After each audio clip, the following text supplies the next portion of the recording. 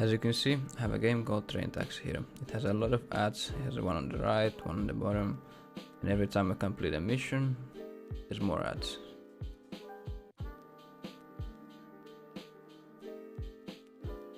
There was no ad this time, but sometimes there's an ad popping up. I'm gonna show you how to disable that in the most games. So close that thing, go to your settings, go to your apps and notifications, or just apps, and find the Train Taxi in like all apps, or as you can see mine is here as a recently open app. Go there, there's data usage.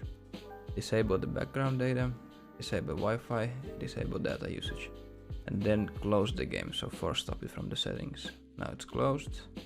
Then we go back. You can see when the game launches.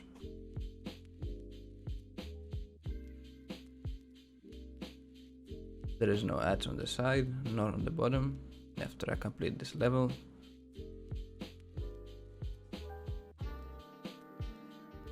there's no ads showing up.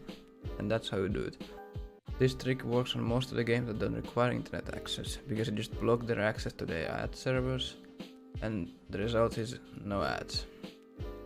Thank you for watching. See you next time. Bye bye.